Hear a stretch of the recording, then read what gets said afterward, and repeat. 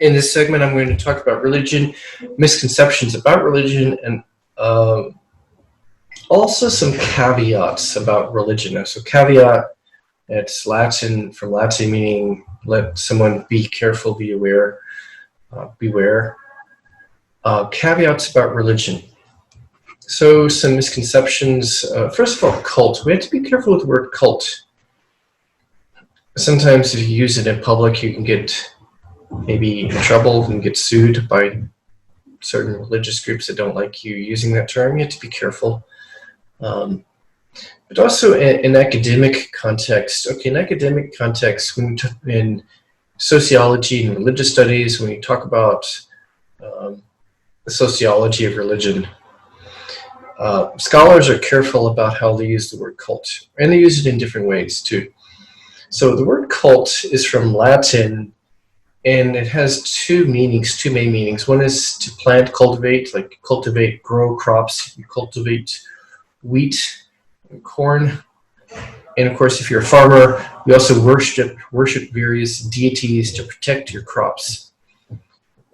Gods of good weather, fertility, corn and wheat gods or whatever. It was closely connected to religious worship. So cult means worship also. So religious scholars, when they use the word cult, they just mean worship and rituals and religious practice.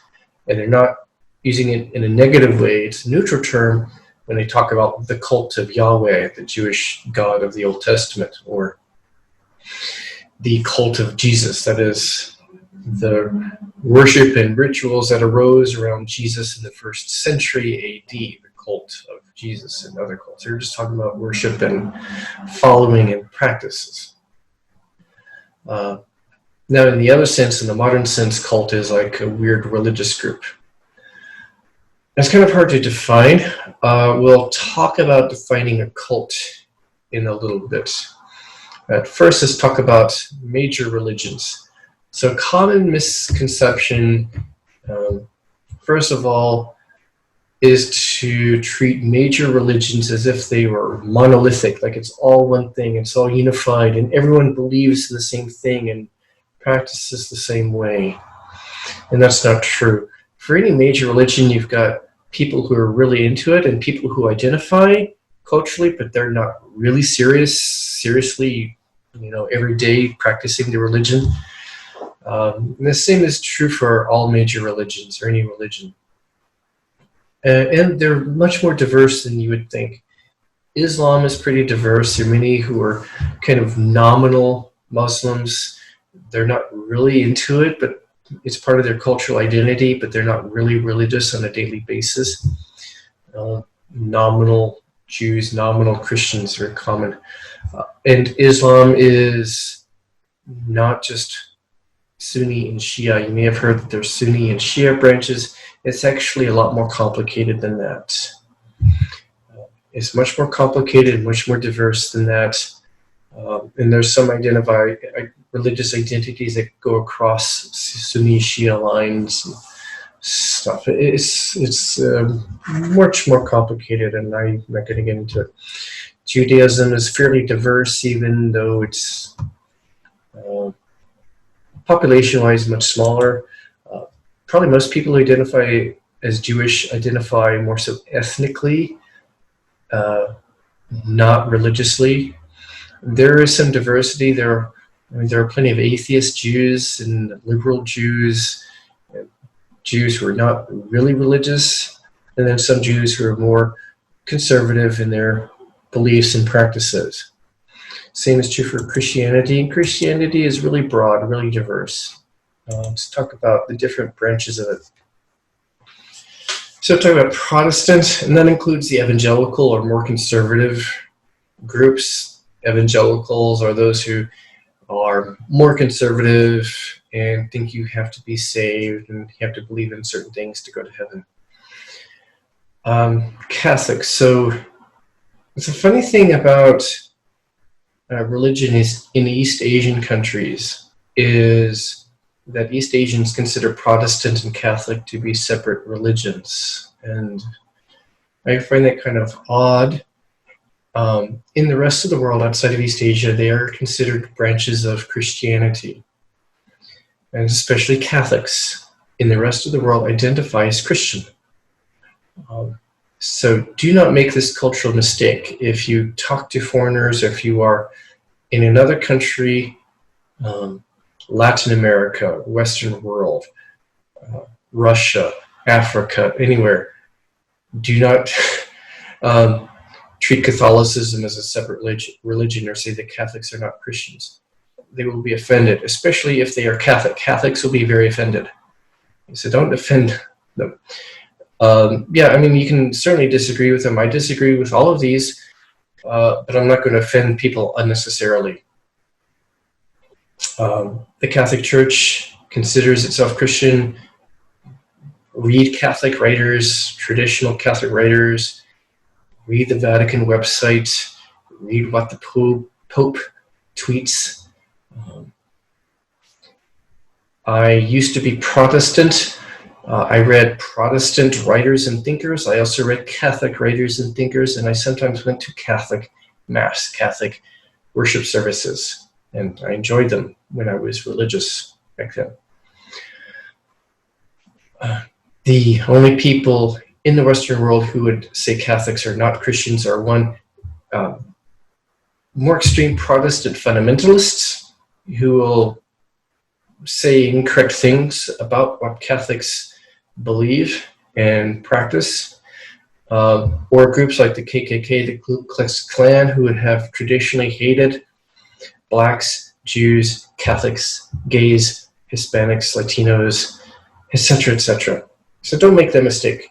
Other branches include Orthodox, and there's really two different branches: Eastern Orthodox, like Eastern Europe and Russia, Greece; African Orthodox, like Ethiopia, Egypt, African, Near Eastern countries.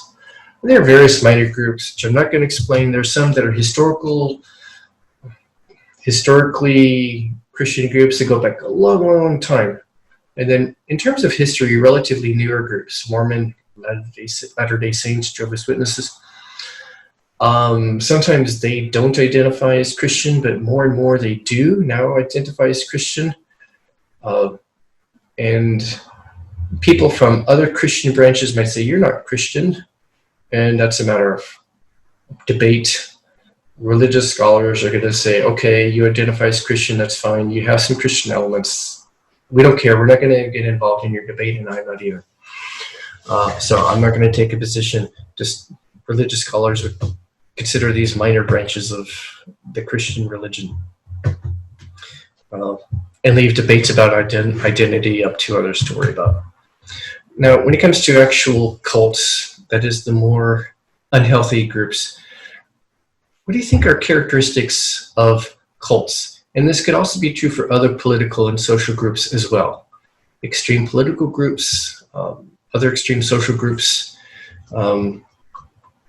as well. What are defining characteristics of cults in the sense of an unhealthy group that's really devoted to a particular cause?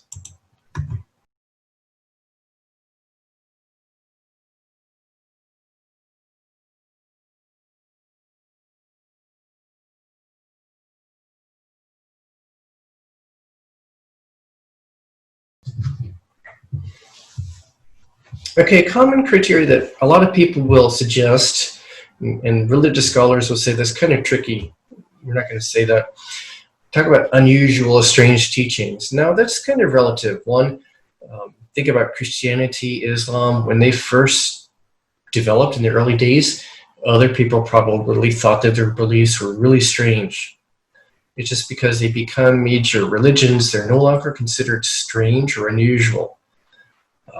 Same is true for any group. What is strange or unusual is probably relative to how big it is and how long they've been around. It's kind of hard to really objectively say what is unusual or strange. It depends on your point of view. If you describe the basic ideas of Christianity to somebody from a third world country who has not had cultural contact with Christianity, they would think that's really strange. If you describe the beliefs of Buddhism or Hinduism to maybe a less educated white person in the southern US or England or whatever, they're going to think that's really strange. So this may be not a good criterion. It's hard to define. But the next one, the others are dogmatism. So they're very dogmatic. You have to believe these things in order to be a good person or to be a member of our group, to be in good standing in our group. And the more unhealthy the group is, the longer the list of things you have to believe, that they are very adamant about. You have to believe these. And if you don't believe them, they will get angry at you, they will argue with you or debate you. So dogmatism, you have to believe in this or else. And that goes along with authoritarianism. You have to believe what our group says. You have to go along with what the leaders say. And the leaders are often given a lot of authority. And the more unhealthy their group is, the more control leaders have over what you can believe in your daily life, in your how you live and how you behave. And you are expected to accept whatever they say, to obey what they say when it comes to their teachings and beliefs and practices. A certain degree of moral separation from society. There are some, for example, like some Muslims and Christians will say, I'm not going to drink. I think that's wrong. Okay, as long as it's voluntary. Okay, as long as it's your choice. But the more conservative you go, the more they look down upon others in the rest of the world outside of their group who live differently. So the more unhealthy their group is, the more of a tendency there is to try to separate themselves from the rest of the world and to choose certain distinguishing behaviors or beliefs to distinguish themselves from the rest of society. And they will separate from society and say, those things are bad. If you're a member of our group, you shouldn't do that. And they will stigmatize those members who do such things. Remember in our group, but you got drunk. Ooh, you're very evil. You did something very, very bad, and we're going to punish you. So there's more moral separation, removing yourself from social and cultural practices. It could be alcohol, could be entertainment. Oftentimes it's entertainment, forms of entertainment, and other things that might be considered normal in the culture, or sexual practices that might be normal in the culture that are stigmatized in the group. Again, it's up to you to choose what to do in your life. It's your choice, but you shouldn't let someone dictate it to you. And then you go further, and that leads to social isolation, where you're supposed to not only morally separate yourself from the world, but socially. You should not hang out with people who drink, with people who watch movies, or people who listen to rock music. You isolate yourself more. And it could go even further to even separating from family members who don't agree with you. And even to an extreme of social separatism. Okay, to be a member of our group, you need to come live in our group's compound or facility. It's out in the country, surrounded by a fence to keep out the world. Social separatism, social separation, kind of an extreme. It's kind of an extreme form of social isolation. So social isolation is kind of an extreme. Cutting yourself off from family members who don't believe like you, or kicking out family members who decide they don't believe in something anymore. Going to more extremes, deprivation, depriving of yourself of things that are normal to people in society. And again, it's one thing to deprive yourself of alcohol, or to fast, deprive yourself of food. Say, I'm going to fast for a morning or for a day. If it's your choice, okay. If it helps you, fine. But then to say you have to fast for 2 days, 5 days, and you don't have a choice. There's a lot of pressure, or you're ordered to. Okay, deprivation, sleep deprivation. You're not allowed to sleep very well. I mean, if you wake up at 5 in the morning to go to church for a meeting, and if it's your choice, fine. But when you are forced to wake up at 5 to attend a long morning service every day, and you don't get enough sleep, that affects how your brain works and allows you to be manipulated and brainwashed. Sleep deprivation. And there are other things they do to manipulate and brainwash people. If deprivation is forced, acquired, it's not a good sign. Finally, the leader or leaders of the group. Okay, it's not unusual for leader of a church to have some kind of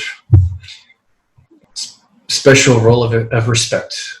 Okay, but when the person assumes a very special divine, prophetic, or even messianic, Messiah, Christ-like kind of authority and power and role, he's the Messiah, that's probably not a good sign, because it goes along with authoritarianism and abuse of power and other kinds of harmful things. I mentioned Scientology as an example. They don't have necessarily a prophetic or messianic figure, except for their founder is kind of prophetic, I guess. But look at any controversial religious group, a new religious group. So instead of cult, actually academic people will probably prefer to call it a new religious movement. That's kind of safer academically to call it that, whether it's maybe an older group, like those that arose in the 1800s, like the Mormons and Jehovah's Witnesses. Academic people are not going to call it a cult, but some conservative Christians will call it a cult. And those have become probably old enough and big enough, it's hard to call them a cult anymore. But when you talk about newer religious groups, I mean, academic people will just call them a new religious group, a new religious movement. It's kind of safer than something like cult, which is kind of emotionally loaded language. Here, that's kind of safer. So those are just some caveats about religion and some things to be careful with. I'm not encouraging you to pick a religious topic for your final. In the past, a few of my students have. Some of them have done an okay job with it, some have not. It's a topic where people have difficulty being objective and academic. Unless you have enough background in academic study of religion or psychology, I don't recommend you pick this as a topic for this course for your final, but I do want to talk about religious misconceptions. So in the next segment, we'll also talk about some other things that have a religious flavor as well, something kind of more unusual in next time. See ya.